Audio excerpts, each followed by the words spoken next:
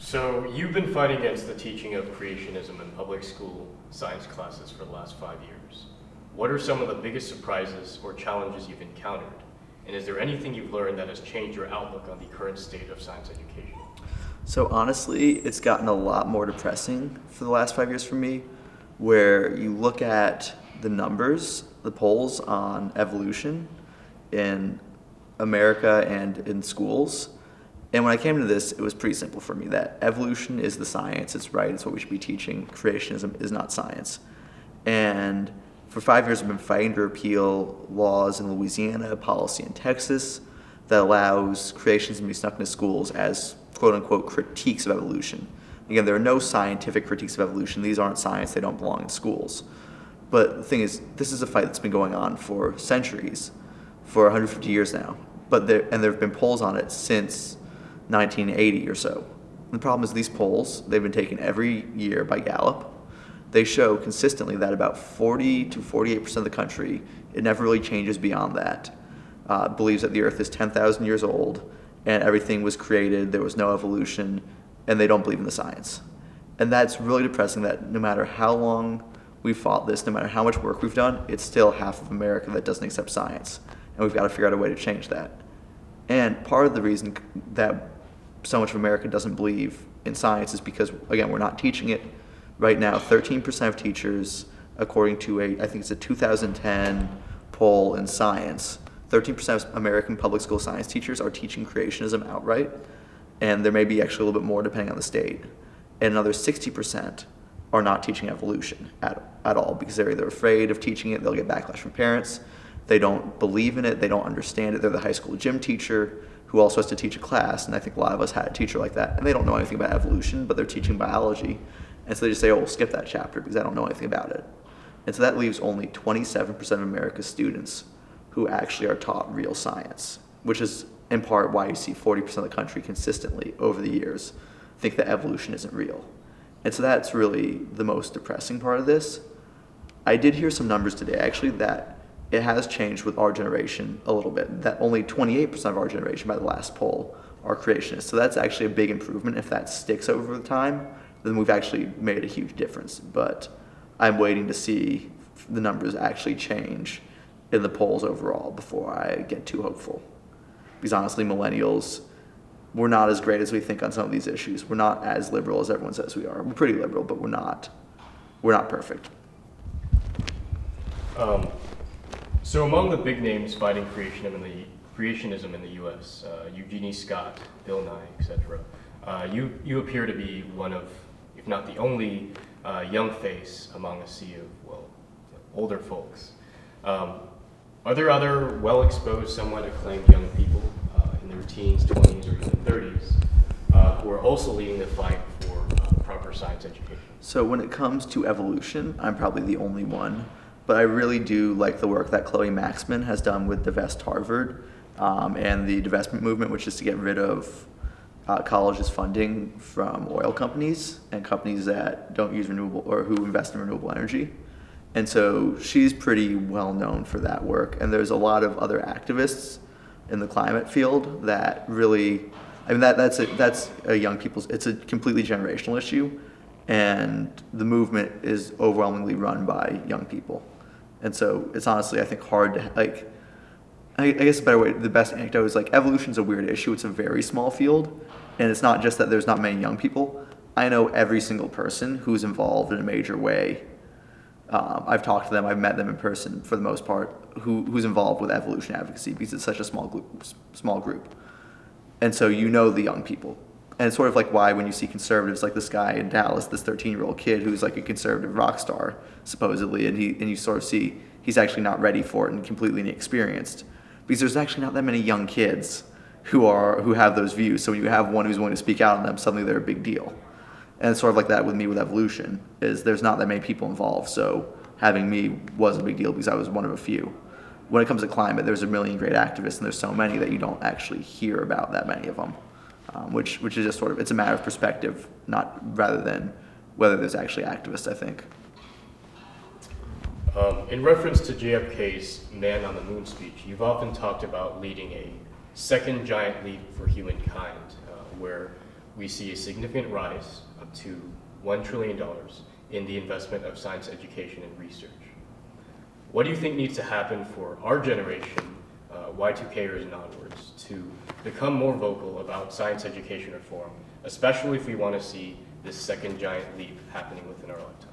So honestly, the problem with science policy is it's intangible. And when we're talking about other issues that I care about, police brutality, if you get harassed by the police, if you get detained, if you get hit by a cop, you get your head hit on the police car, or if you have your friend shot or if your child shot, it's very tangible. If you're working in the gay rights movement and you haven't been allowed to get married, you have been kicked out of your home, you were bullied in school, and the state won't protect you. These are all very, very tangible issues. They're in your face. And in some cases, you could die if you don't take action. So you have to get out there right away. And with science, with climate change especially, there's a lot of similar issues. I mean, we could be facing hundreds of millions of dead in the near future because of climate change. But it's not one of those things where we see it. We're not seeing our friend shot in our face right there on these kind of issues. We're not really looking at someone dies of cancer, we haven't invested in research. And we're not saying, oh, if only the government invested in research, they might not have died. It's much more of a leap to get into it. And so we need to find a way to make it much more tangible to people and get them to feel this visceral reaction that gets you out of school, that gets you out of work, where we skip whatever you're doing because it's not as important. You show up in Austin or DC or Baton Rouge and protest and get involved in the halls of the capitals to actually make it happen. And that's a big problem we face because it's so detached from real life right now. In an effort to make science, or what we were just talking about, more tangible, do you think something like having more documentary media exposure, like what do you think we could do to make it more tangible? Honestly, it's a hard question, and I think it comes down in part because it will never be something like police brutality where it is you don't get killed by science, or you don't get, that's a bad way to put it.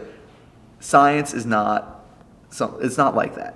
And so part of it may be having messaging and having the money behind it to run, because we get plenty of media coverage all the time.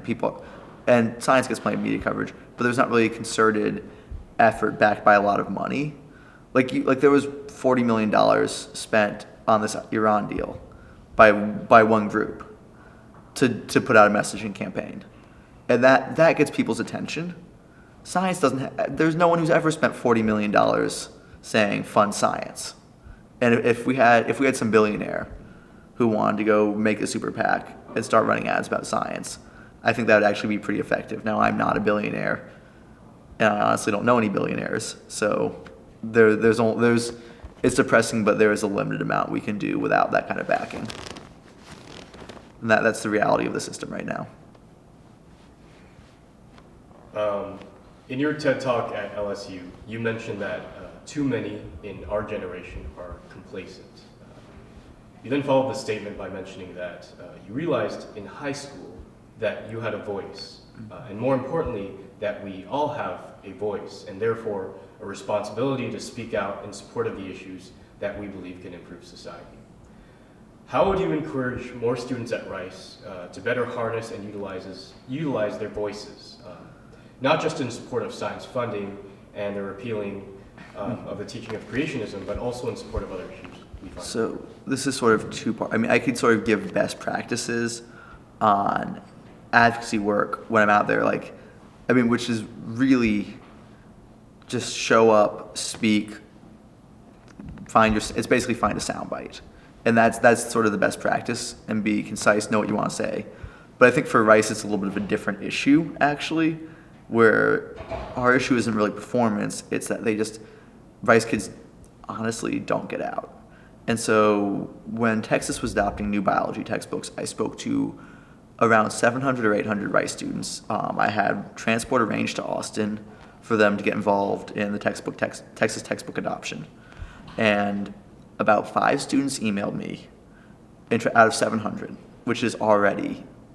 And I spoke to all the biology classes at Rice, and no one wanted to get involved. About 5 students emailed me, and then in the end, none of them came to Austin with me except my friend Ben, who he already worked on these issues with me, and was going to come anyway. So literally, out of 700, 800 kids, none of them showed up, and they didn't have to do anything. They were going to go to Austin for a day, miss class, and they wouldn't have had to pay for anything. It wasn't like it was hard, but no one was willing to do this. And I think this is part of this like stuck behind the hedges attitude that Rice has, where I moved off campus years ago, and honestly, I'm not really. I mean, it's heresy here, but I'm not involved in the Rice community at all. I'm involved in the local Houston community. I can go for a run. I've gone for a run, and a block from my house I've stopped because there's a protest that I've joined, and it's little things like that where it's very easy for me to do that, and very easy for me to be out and about doing things in Houston and caring about issues.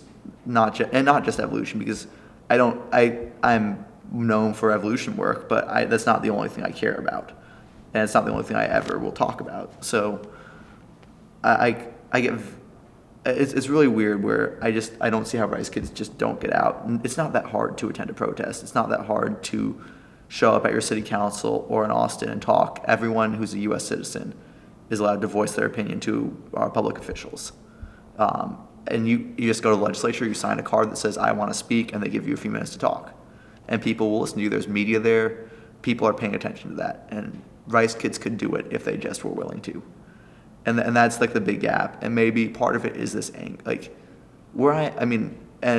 not angry all the time by any means, but I'm angry. I read the news and I see these things, and I don't know how you could read news about police brutality and not be furious.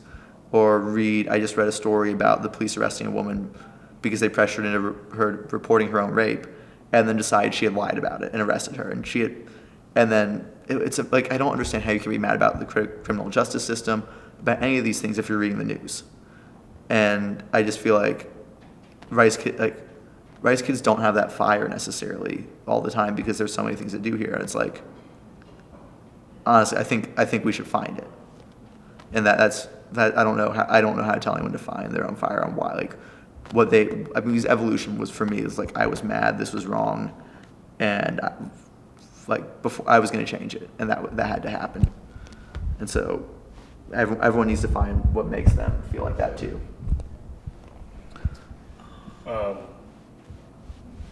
Whom do you support for president in 2016, and why? So I'm a Democrat. I'm enjoying the Bernie Sanders fight for the soul of the Democratic Party right now. There are some things where I don't necessarily agree with Bernie on, like genetically modified crops. The reality is that they are completely safe, and most of America is very afraid of them. And it's something I do work on. And Bernie is opposed to GMOs, and I think he's very wrong. And it's a core issue of mine against science. So that even if I agree with him on most things, it's a problem. But I am enjoying this fight over the soul of the Democratic Party. I can't really say who I'm going to vote for at the time. When it comes down to Biden or Hillary, Bernie or Hillary, or maybe even Biden, depending on if he gets in. I can say I'm definitely not voting for any of the Republican candidates. There's not even a John Huntsman. I like John Huntsman a lot, but there is no John Huntsman of the 2016 election on the Republican side. So there's no one on that side I can even consider, and I'm definitely not voting for Donald Trump or Bobby Jindal if he makes it down the road. At any point, I could even vote for him. I don't think he'll even. I'm not sure he can stay into the Louisiana Republican primary for me to even vote for him at all. But yeah, I haven't actually made up my mind fully yet. Any last comments you'd like to make to our Rice viewers? Get off campus, get involved.